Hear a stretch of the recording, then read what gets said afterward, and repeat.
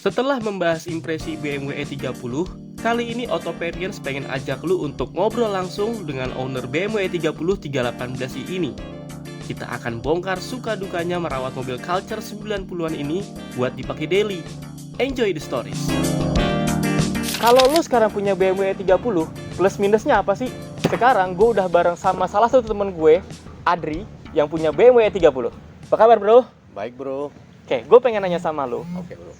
tentang plus minusnya punya E30 hari ini. Kalau pertanyaannya plus dari mobil ini based on opini gue, pertama mungkin dari bentuk. Gue suka banget sama Oke. nih mobil, bentuknya tuh timeless, biarpun dia tahun 90-an, tapi sampai saat ini tuh bentuknya juga nggak kalah sama mobil-mobil sekarang. Itu Setuju? yang pertama. Yang kedua, mungkin dari konsumsi BBM. Mobil ini itu kapasitas mesin dengan tenaga 1800 cc menurut gue masih tergolong irit untuk lu pakai harian. Oh iya? Ya, jadi untuk konsumsi BBM menurut gue sih ini masih cukup tergolong irit ya gitu. Kalau mungkin yang ketiga dari sisi kenyamanan. Hmm. Sebelumnya kan mungkin gue udah coba beberapa mobil juga. Cuman buat gue mobil BMW ini dari sisi kenyamanan sih cukup masih oke, Me. Oke. Jadi plusnya buat gue itu mobil ini cukup nyaman juga kalau lo mau pakai. Nah, bicara soal tadi, lo menyinggung soal konsumsi BBM yang menurut lo masih terbilang efisien ya? Iya. Mobil ini usianya udah lebih dari 30 tahun. Yes. Pengalaman lo pakai mobil ini, kalau untuk harian, bensinnya memang kira-kira berapa sih? Kalau mungkin gue pakai harian, ini kan mobil juga masuknya tergolong masih gue suka pakai harian ya. Jadi kalau untuk konsumsi dalam kota tuh gue bisa dapat 17, 18 lah. Oke. Kalau luar kota mungkin kayak gue ke Bogor, ke Bekasi, Cikarang, itu jalur tolnya itu mungkin bisa dapat 1:10. Oh, lumayan lah ya. Lumayan. Lumayan. Dengan mobil seperti ini sih gue masih cukup oke menurut gue. Oke. Nah, sekarang tadi itu adalah poin plusnya. Kalau poin minusnya menurut lo hari ini punya BMW 30 pakai BMW E30 itu apa? Oke, kalau menurut gue minusnya mobil ini itu kan udah usianya kurang lebih hampir kayaknya udah lebih dari 30 tahun, Me. Iya, betul. Ini kan mobil tahun 91, sekarang 2024 itu udah umurnya udah hampir 33 34 tahun lah ya. Otomatis secara mesin itu banyak hal yang mungkin harus di-refresh, Me. Oke. Apalagi kebutuhan lu untuk pakai harian. Jadi untuk kenyamanan, keamanan lo harus bener-bener intens banget untuk jaga atau mungkin maintenance di mobil. Itu mungkin kekurangannya. Untuk kekurangan yang kedua, menurut gue E30 ini sangat terkenal dengan kropos.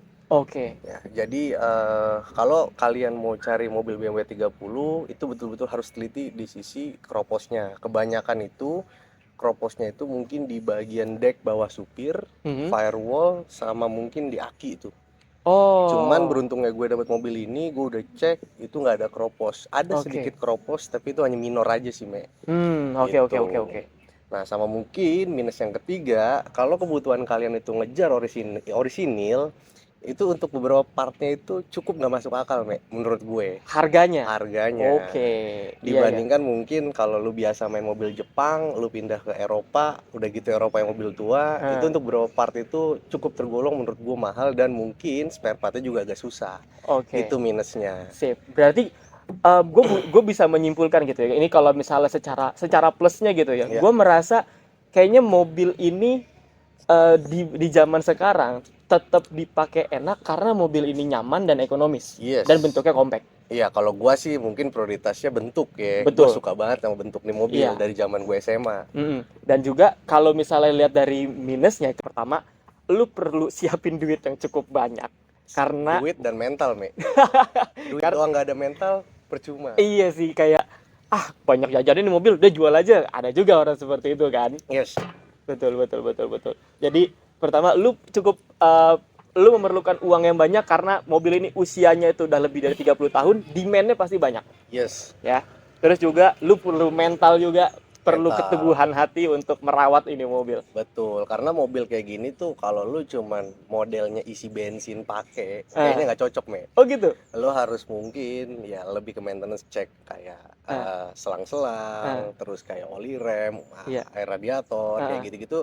Ya lu sama kayak ini lu ngerawat apa ya mungkin. Ya ini sesuatu yang hidup menurut gue, Me, gitu.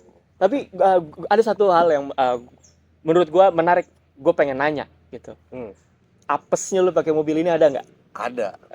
Jadi Gimana tuh? awal gue punya nih mobil, gue kalau beli mobil tuh udah pasti gue refresh selang-selang, timing belt dan lain-lain lah, cek kelistrikan. Pokoknya kalau ada jumper gue balikin ke ori, jadi gue amanin semua dong Ya, buat jadi kenyamanan. QC awalnya adalah memeriksa dulu nih bagian Yes. mana yang perlu diperbaiki ya, atau perlu diganti kayak gitu. Yes, apalagi lo nggak tahu track record nih mobil dipakai sama owner sebelumnya. Betul. Makanya kalau gue main mobil tua pasti gue refresh dulu ketika sebelum gue pakai daily. Itu. Tapi kalau lu bicara tadi pengalaman apesnya, gue pernah nih zaman kenalan nama nih mobil awal-awal nih. Masih PDKT. Iya. Ada selang radiator di belakang deket selang dempet itu bocor. Kayak pecah lah, mungkin udah getas ya. Sehingga pas gue lagi bawa di tol, kok temperaturnya naik terus. Aduh. Cuman ya itulah asam garam ya, akhirnya nih mobil gue towing. Gak mau. Gitu. Sama mungkin untuk E30 ini sangat hati-hati kalau kalian mau pendekin, dia itu posisi karter olinya itu sangat rendah dan bahannya masih babet. Waduh. Jadi sekali mungkin kena gujlakan itu bisa pecah. Jadi kalau udah pecah, oli itu udah pasti otomatis towing lah. Udah pasti ya Bu, ngucur semua udah kayak gitu ya. Paling gitu sih, Mek.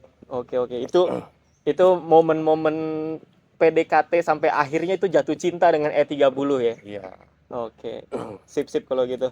Thank you banget nih udah bagi-bagi ceritanya. Siap, Bro. Sukses, Bro. Oke, teman-teman, itu adalah cerita BMW E30 dari teman gua Adri. Dan buat lo yang pengen denger cerita-cerita mobil lainnya, tulis di kolom komentar ya.